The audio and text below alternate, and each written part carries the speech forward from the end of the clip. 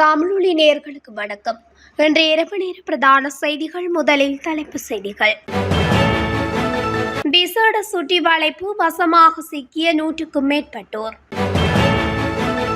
மாணவர்களை இலக்கு வைத்து நபரின் மோசமான செயல், அதிகாரிகள் அதிரடி நடவடிக்கை.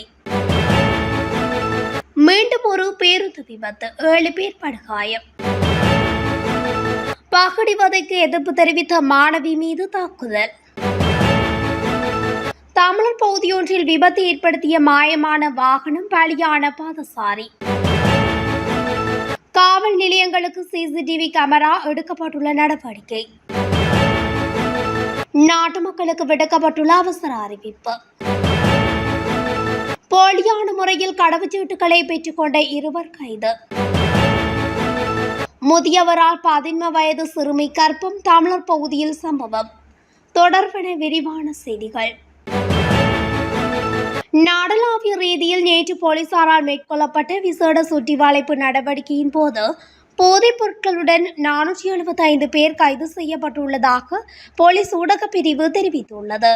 அதன்படி ஹெரோயின் போதைப் பொருளுடன் 178 பேரும், ஐஸ் போதைப் பொருளுடன் 131 பேரும், கஞ்சா போதைப் பொருளுடன் 158 பேரும், மதன மோதக போதைப் பொருளுடன் 3 பேரும், கஞ்சா செடிகளுடன் 5 பேரும் போலீசாரால் கைது செய்யப்பட்டுள்ளனர்.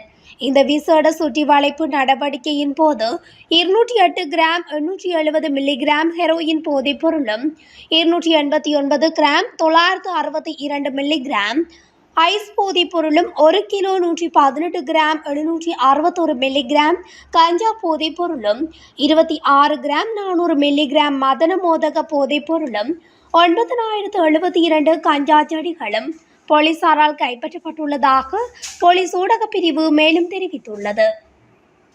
ஆயுர்வேத மருந்துகளை விற்பனை செய்வதாக கூறி பாடசாலை மாணவர்களை குறிவைத்து போதை உருண்டைகளை விற்பனை செய்தவர் கைது செய்யப்பட்டுள்ளார்.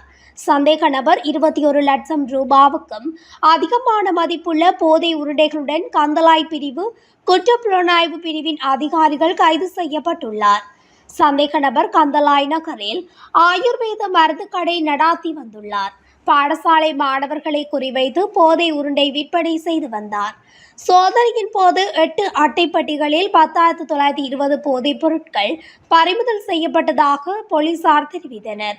கைது செய்யப்பட்ட சந்தேக நபரும் போதைப் பொருட்களும் கந்தளாய் நீதவான் நீதிமன்றத்தில் ஆஜர்படுத்தப்பட உள்ளனர். வெள்ளமாய தனமல்வில பிரதான வீதியில் இன்று மணலேற்றி சென்ற டிப்பர் லோரி ஒன்று இலங்கை போக்குவரத்து சபை பேருந்தின் பின்புறத்தில் மோதியதில் விபத்து நிகழ்ந்துள்ளது. இந்த விபத்தில் பேருந்தில் பயணித்த ஒரு பெண் உட்பட 6 பேர் காயமடைந்து தனமல்வில பிராந்திய மருத்துவமனையில் அனுமதிக்கப்பட்டுள்ளதாக தெரிவிக்கப்பட்டுள்ளது. விபத்தில் பலத்த காயமடைந்தவர்களை ஹமாத்தோட்டை பொது மருத்துவமனைக்கு மாற்றுவதற்கான நடவடிக்கைகள் எடுக்கப்பட்டுள்ளன. விபத்து தொடர்பாக டிப்பர் லோரியின் சாரதி தனமல்வில தலைமையக காவல் நிலைய அதிகாரிகளால் கைது செய்யப்பட்டுள்ளார். சம்பவம் தொடர்பில் தனமல்வில போலீசார் மேலதிக விசாரணைகளை மேற்கொண்டு வருகின்றனர். பகடிவதை செய்ய வேண்டாம் என தெரிவித்த சக பல்கலைக்கழக மாணவியின் கன்னத்தில் தாக்கிய பல்கலைக்கழக மாணவன் ஒருவரை கைது செய்துள்ளதாக போலீசார் தெரிவித்தனர். புதிதாக பல்கலைக்கழகம் பெறும் மாணவர்களை பகடிவதை செய்ய வேண்டாம் என தெரிவித்த சக பல்கலைக்கழக மாணவியின் கன்னத்தில் அரைந்த கிழக்கு பல்கலைக்கழக மாணவனை நேற்று இரவு கைது செய்துள்ளதாக ஏறாவூர் போலீசார் தெரிவித்தனர். இது பற்றி தெரிய வருவதாவது, குறித்த பல்கலைக்கழகத்தில் விவசாய பீடத்தில் 3ஆம் ஆண்டில் கல்வி கற்று வரும் சிங்கள மாணவர்களுக்கிடையே புதிதாக பல்கலைக்கழகத்துக்கு வரும் மாணவர்களை பகடிவதை செய்வது தொடர்பாக இடம்பெற்ற வாக்குவாதத்தின் போது மாணவியொருவர் பகடிவதை செய்ய வேண்டாம் என தெரிவித்துள்ளார்.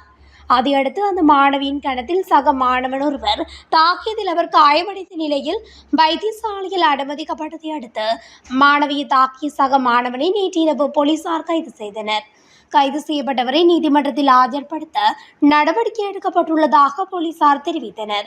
இது தொடர்பான மேலதிக விசாரணைகளை ஏறாவூர் போலீசார் மேற்கொண்டு வருகின்றனர். ஏறாவூர் போலீஸ் பிரிவுக்குட்பட்ட புன்னக்குடா வீதியில் இடம்பெற்ற வாகன விபத்தில் ஒருவர் உயிரிழந்துள்ளதாக போலீசார் தெரிவித்தனர். இவ்விபத்து நேற்று இடம்பெற்றுள்ளது. ஏறாவூர் புன்னக்குடா வீதியின் 2வது கிலோமீட்டர் மைல்கல்லுக்கு அருகில் வாகனம் ஒன்று பாதசாரி ஒருவர் மீது மோதியதில் இந்த விபத்து நிகழ்ந்துள்ளது. விபத்தில் பலத்த காயமடைந்த பாதசாரி மட்டக்களப்பு வைத்தியசாலையில் அனுமதிக்கப்பட்ட பின்னர் உயிரிழந்துள்ளார். உயிரிழந்தவரின் அடையாளம் இதுவரை உறுதிப்படுத்தப்படவில்லை என போலீசார் தெரிவித்தனர். சடலம் மட்டக்களப்பு வைத்தியசாலையின் பிரேத அறையில் வைக்கப்பட்டுள்ளதாக போலீசார் தெரிவித்தனர். விபத்துக்கான காரணம் வாகனம் தொடர்பான தகவல்கள் எதுவும் வெளியாகவில்லை. சம்பவ இடத்திலிருந்து சிசிடிவி காட்சிகள் மூலம் மேலதிக விசாரணைகளை மேற்கொண்டு வருவதாக ஏறாவூர் போலீசார் தெரிவித்தனர். காவல் நிலையங்களில் பாதுகாப்பு கேமராக்களை நிறுவ பரிந்துரை ஒன்று முன்வைக்கப்பட்டுள்ளது. குறித்த பரிந்துரையானது இலங்கை மனித உரிமைகள் ஆணைக்குழுவினால் முன்வைக்கப்பட்டுள்ளது. இதன்படி காவல் நிலையங்களின் வரவேற்பு பகுதிகள், செல்கள் மற்றும் தடுப்பு மையங்களில் குறித்த கேமராக்களை பொறுத்து பரிந்துரை செய்யப்பட்டுள்ளது. காவல் நிலையங்களில் பதிவாகும் மரணங்களை தடுப்பதற்கான பொதுவான வழிகாட்டுதல்களின் கீழ் இலங்கை மனித உரிமைகள் ஆணைக்குழு இந்த பரிந்துரைகளை செய்துள்ளதாக கூறப்படுகின்றது. அண்மையில் வெலிக்கடை காவல் நிலையத்தில் தடுப்பு காவலில் வைக்கப்பட்டிருந்த இளைஞர் ஒருவர் உயிரிழந்ததாக பாரிய சர்ச்சைகள் உருவாகியிருந்ததன் பின்னணியில் குறித்த பரிந்துரை மேற்கொள்ளப்பட்டுள்ளமை குறிப்பிடத்தக்கது. நாட்டின் தென்மேற்கு பகுதியின் பல பகுதிகளில் 100 மில்லிமீட்டருக்கும் அதிகமான கனமழை பெய்யக்கூடும் என்று வானிலை ஆய்வு மையம் சிவப்பு எச்சரிக்கை விடுக்கப்பட்டுள்ளது. இந்த அறிவிப்பு நாளை பிற்பகல் 2 மணி வரை செல்லுபடியாகும் என வானிலை ஆய்வு மையம் வெளியிட்டுள்ள அறிக்கையில் குறிப்பிடப்பட்டுள்ளது. அதற்கமைய மேற்கு மற்றும் சப்ரகமுவ மாகாணங்களிலும், காலி, மாத்தறை, நுவரெலியா மற்றும் கண்டி மாவட்டங்களிலும் சில இடங்களில் மழை பெய்யக்கூடும். அதேவேளை தென்மேற்கு பருவமழை தீவிரமடைந்துள்ளதால் நாட்டின் தென்மேற்கு பகுதிகளில் நிலவும் மழையுடனான வானிலை அடுத்த சில நாட்களுக்கு தொடரக்கூடும் என்று வானிலை ஆய்வு மையம் தெரிவித்துள்ளது. மேலும் மத்திய மலைநாட்டின் மேற்கு சரிவுகளிலும், வடக்கு, வடமத்திய, வடமேற்கு மற்றும் தெற்கு மாகாணங்களிலும், திருகோணமலை மாவட்டத்திலும் பலத்த காற்று வீசக்கூடும் என்று எச்சரிக்கப்பட்டுள்ளது. போலி ஆவணங்களை சமர்ப்பித்து கடவுச்சீட்டுகளை பெற்றுக்கொண்ட 2 கைது செய்யப்பட்டுள்ளனர். குடிவரவு குடியகல்வு திணைக்களத்தின் கட்டுப்பாட்டாளர் நாயகத்திடம் போலி ஆவணங்கள் சமர்ப்பிக்கப்பட்டுள்ளதாக தெரிவிக்கப்படுகின்றது. இதன் காரணமாக ஆட்கடத்தல், கடத்தல் விசாரணை மற்றும் கடல்சார் குற்ற விசாரணை பிரிவினால் அவர்கள் கைது செய்யப்பட்டனர். மாளிகாவத்தை மற்றும் எகலியகுட பகுதிகளைச் சேர்ந்த 32 மற்றும் 51 வயதுடைய 2 கைது செய்யப்பட்டனர். கைதான 2 கொகிபலை மற்றும் பத்திரமொழி ஆகிய பகுதிகளில் படப்பிடிப்பு நிலையங்களை நடத்தி வருவதாக தெரியவந்துள்ளது. மன்னார் அடம்பன் போலீஸ் பிரிவில் உள்ள கிராமம் ஒன்றில் 68 வயது வயோதிபர் ஒருவரால் பல மாதங்களாக 11 வயது சிறுமியை துஷ்பிரயோகத்துக்குள்ளாக்கிய சம்பவம் அம்பலத்துக்கு வந்துள்ளது. கடந்த 7 மாதத்துக்கு மேலாக 14 வயது சிறுமியுடன் தகாதுறவில் இருந்து சிறுமியை கர்ப்பமாக்கிய சம்பவம் தெரிய வந்துள்ளது. சம்பவம் தொடர்பில் போலீசாரால் குறித்த நபர் கைது செய்யப்பட்டு நீதிமன்றத்தில் ஆஜர்படுத்தப்பட்டார். இதன்போது சந்தேக நபரை எதிர்வரும் 28ஆம் தேதி வரை விளக்கமறியலில் வைக்குமாறு நீதிமன்றம் உத்தரவிட்டுள்ளது. இத்துடன் தமிழொலியின் இன்றைய இரவு நேர பிரதான செய்திகள் நிறைவடைகின்றன. தொடர்ச்சியாக செய்திகளை அறிந்து கொள்ள தமிழொலி ஊடகத்துடன் இணைந்திருங்கள். நன்றி, வணக்கம்.